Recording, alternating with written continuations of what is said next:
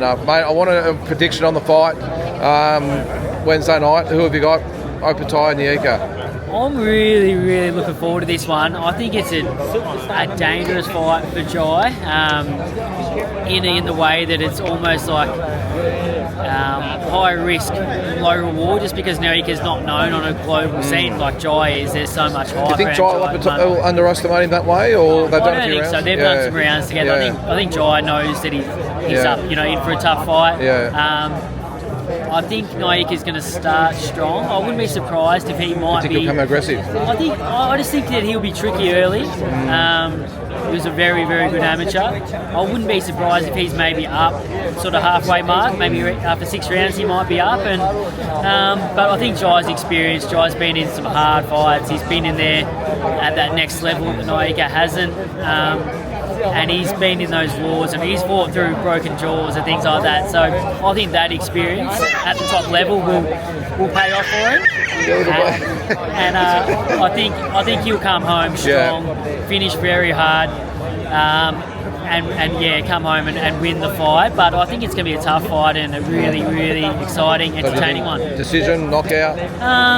I think there's a chance for a late stoppage for Jai, but I'd probably more than likely go to points. But I think he'll finish very strong. You had a bit to do with Jai, obviously, in the amateurs and stuff. He seems like he's a bit of an attitude problem at the moment. Was he like that as a kid? He's always a bit moody. Very serious now, but I like it. If anything, he was probably a bit too laid back in the amateurs when I sort of spent time with him. And I remember him had the afro and nothing really seemed to faze him. Whereas now he's very, very switched on, very focused. He doesn't seem to want to do the interviews and that he just wants to get in and fight. And he doesn't. Yeah, I love the way he goes about it.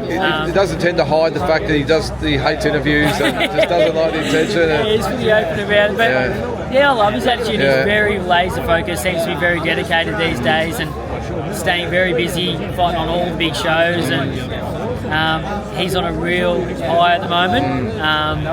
So hopefully he gets through this one and continues this great run he's got going at the moment. Now, what about yourself, mate? I was in Melbourne, was it 2 or 3 weeks ago for the comeback fight there? Obviously, you had to get that fight in before the end of 2024. Is there anything you can sort of tell us for the lead up to this year? Well, yeah, that's it. Just had to get in and finish the year with a good win, climb those rankings. That's what it's all about. I want to fight for a world title again as soon as possible, and now I'm sitting in a good position. I think I'm number 1 or 2 in the WBC now, number 4 in the WBO, and in the IBF I'm sort of top 5 as well. So I'm hoping for an eliminator next. I really want to get a shot at the IBF world title. And those 2 fighters that they only fought recently had a draw. What were those fighters' names? The week after me, Fabiano and Perez fought, and they had a draw, unfortunately, because I was watching and I'm thinking I can beat both these guys. I'm so confident I can beat them. So hopefully they can have their rematch. Hopefully I can get an eliminator, and then we can fight the winner of that and become world champion again. Now, was it true? I did read somewhere that at the WBC convention it was mandated that you actually fight Chocolatito for the. So, is there any possibility that fight might happen, or? I'd love that fight. I'd love to fight Chocolatito. John Majeski was there, obviously, on your behalf. I'm hearing that he's fighting for the WBO title against Cafu. Okay. So that I guess that he's going to take that world title fight above an eliminator. But that's all I've heard. I don't know if there's any discussions or anything going on at the moment. I'd love to fight Chocolatito, but well, we sat there in 2017, the Superfly tournament, and you looked at him, and I remember you saying you like to fight him. And that's right. Do you agree? I sat through yesterday with the Q&A with Eddie Hearn, and he described it really well in that boxing. It's a game of snakes and ladders. You're up and then you're down. I think he described it really, really well, and nobody knows that better than you. Absolutely. It's unfortunate, but that's the way it is. A loss sets you back a long way, and it can take a long time to rebuild, but hopefully things look like they're moving in a good direction for me now. Finished the year with a good win, and hopefully the next one's for an eliminator and not too long before we're back up that ladder and fight for world titles again. So with these 2 guys fighting the rematch, I think it's March or something, isn't it? They have to fight. So you'll obviously want another fight before hopefully that gets mandated, or you would just wait it out. look, if they call for the eliminator earlier, that'd be great. I don't know if that's going to happen. But if I can fight in March around that same time, have the eliminator, and then the winners fight each other, or I fight the winner. You always look, where did you go, mate? You always look in condition, so you're obviously just waiting for the phone to ring. Yeah, I'm ready to fight now. Obviously, that's the good thing about having a nice quick win in December.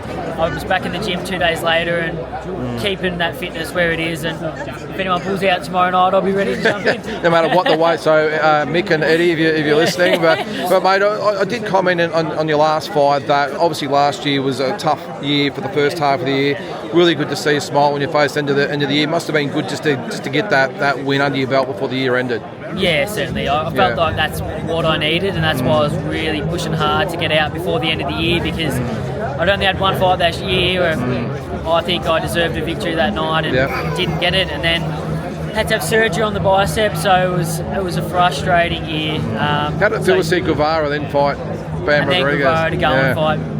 When we were in talks for the rematch, which is what I really, really wanted, to get that one back on him, but he got the fight against Bam and got knocked out, so had to refocus and get a win and climb those rankings again, and thankfully it looks like we're moving pretty fast. So well, you got some of the best guys in the game behind you, obviously with Tony and Angelo, so it must be great. You've been with them for a while now, so obviously doing big things now.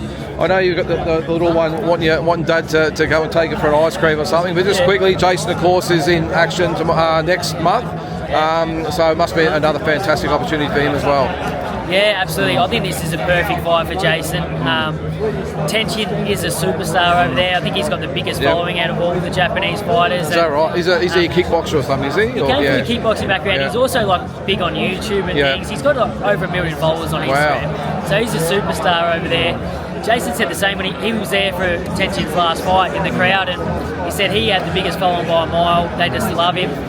And now Jason's got the chance to fight him. And what happens if he does beat him? What happens then? Well, the bantamweight division is ruled in Japan at the moment. All 4 champions are in Japan, so beating a superstar over there, I'm sure, will push Jason into a fight for a world title. I would think next fight, and open up some big doors in Japan for him. He's already got a good following over there in Japan as it is, so this will just take him to a whole new level. So he's very, very excited for this one. Oh, I bet he is. Yeah, I saw him at your fight, of course. He was on cloud 9. I think it's just been announced, or not announced, but he just learned that he was going to get the fight, so he had a bit of a spring in his step. But mate, look, I just can't wait. Obviously, we've been part of the journey for a long time. I can't wait to see another chapter of Team Moloney, mate. We'll be watching with great interest. Thank you, mate. And, hopefully 2025 is the year we can knock this goal off and both be world champions at the same time. Exactly. You've both been champions, of course, and same time would be awesome. That's the dream, and hopefully 2025 is the year we can do it. Good stuff, mate. Thanks for that. Thank you.